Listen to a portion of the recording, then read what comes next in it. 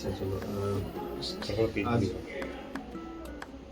आज हम लोग ये देखेंगे कि ड्यूक्रोम टेस्ट क्या होता है ना। ड्यूक्रोम टेस्ट यूजली क्या होता है, सब्जेक्टिव रिफ्लेक्शन में स्फेरिकल का एक वेरिफिकेशन है ना। स्फेरिकल वेरिफिकेशन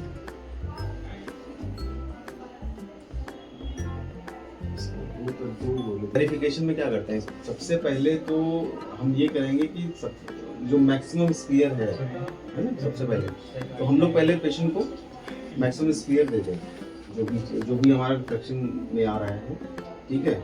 और ये टेस्ट हम जेसीसी के पहले करते हैं, जेसीसी इसके बाद में, क्योंकि पहले हम स्फीयर वेरिफिकेशन करेंगे, उसके बाद सिलेंडर वेरिफिकेशन है। तो ये इसमें क्या करते हैं, ये अलग अलग एज ग्रुप में के हिसाब से अलग अलग हम लोग इसको परफॉर्म कर सकते हैं। तो इसका मेन पर्पज ये होता है कि हमारा एकोमोडेशन जो है वो रिलैक्स रहे। इसका प्रिंसिपल क्या होता है कि ये क्रोमैटिक एब्रेशन पे बेस्ड होता है। क्रोमैटिक एब्रेशन क्या होता है कि हमारे जो लेंस से जो लाइट है वो उसमें अलग अलग वेवलेंथ के हिसाब से अलग अलग फोकस होती है। तो हमारी अलग अलग कलर अलग अलग उस पर फोकस होते हैं, अलग अलग जगह फोकस होते हैं। तो यूजली इसमें देखो रेड और ग्रीन दो बैकग्राउंड दिए हुए हैं। तो रेड और ग्रीन ही क्यों देते हैं, क्योंकि ग्रीन के लिए हम मायोपिक होते हैं और रेड के लिए हाइपरोपिक होते हैं। क्यों? क्योंकि विबग्योर के फॉर्म में जो है वो लेंस मतलब लाइट जो होती है वो फोकस होती है। तो इसमें हम क्या करेंगे, जैसे इसमें हमने स्फेरिकल वेरिफिकेशन के लिए हमने जो स्फीयर हमने दिया था वो हमने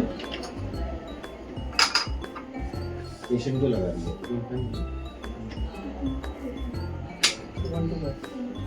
तो ये इनका जो ये मायोपिक है, ये -2.25 की मायोपिक है। तो इस अब इनसे हम पूछेंगे क्या, इनसे ऐसे पूछना है कि ये दो बैकग्राउंड आपको दिख रहा है, इसमें कुछ ये जो इमेज है वो बनी हुई, तो इसमें किस इमेज का जो कंट्रास्ट है वो बेहतर दिख रहा है आपको, रेड या ग्रीन? दोनों इक्वल हैं, दोनों इक्वल हैं। मतलब ये जो हमारे जो अंदर जो लाइट का जो पैटर्न है, ठीक है, येलो लाइट के लिए हम ज़्यादा सेंसिटिव होते हैं। तो इस ऐसी कंडीशन में हमारा एकोमोडेशन रिलैक्स है, मतलब दोनों बराबर दिख रहे हैं तो मतलब हमारा एकोमोडेशन रिलैक्स है। इनको अगर हम ओवर करेक्शन दे दें, मान लो हमने इनको दे दिया 2.5,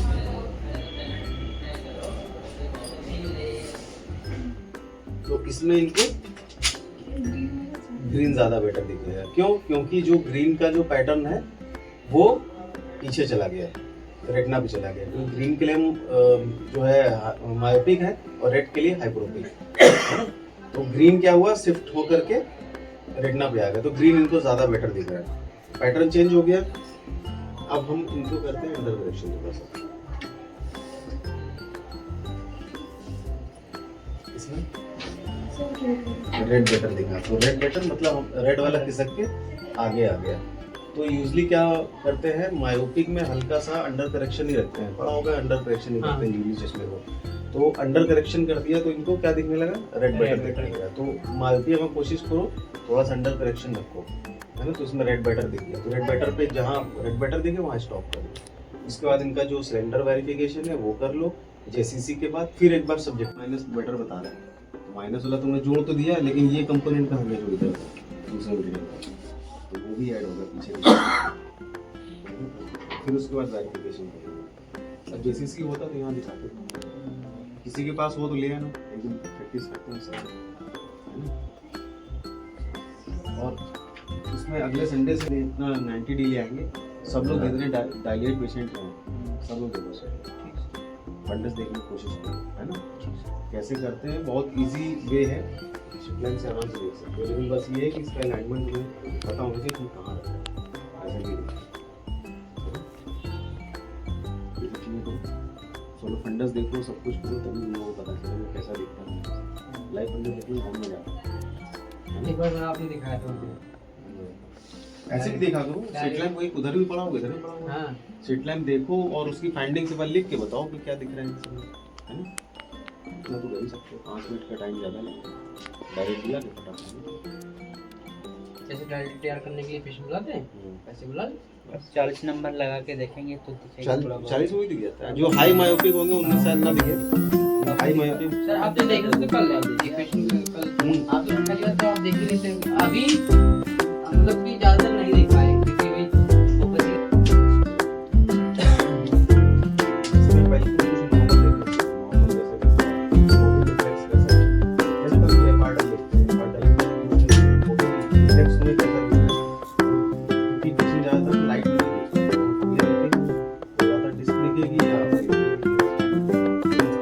अब पेशेंट को जब लाइट पे देखने के लिए बोलोगे तब वो पूरा देखते कहाँ से अब होता क्या है कि जैसे जो ये पैटर्न बनता है यही पैटर्न हमारी है ना, जब बैलेंस होगा तब ये पैटर्न हमारा यहाँ पर एकोमोडेशन क्या होता है मायोपिया में थोड़ा सा हम कोशिश करते हैं कि मायोपिया हम थोड़ा सा और एकोमोडेशन इसलिए हम राइट पैटर्न करते हैं जिनका हमें लगता है कि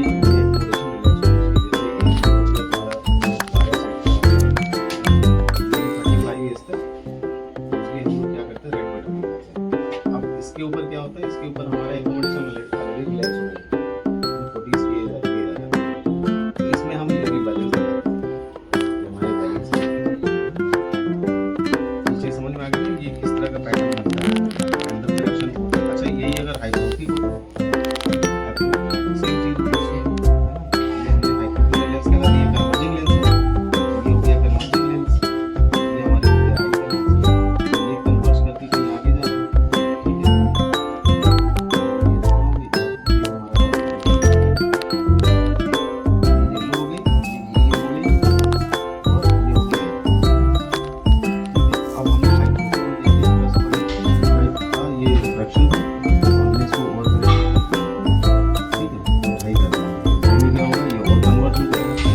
और आगे चला गया इसमें रेड बटन दिखाई देगा। हमें हाइपोपिया के लिए बेसिकली नहीं होता है, ज़्यादातर ये मायोपिया के लिए होता है, हाइपोपिया में कम बैलेंसिंग तो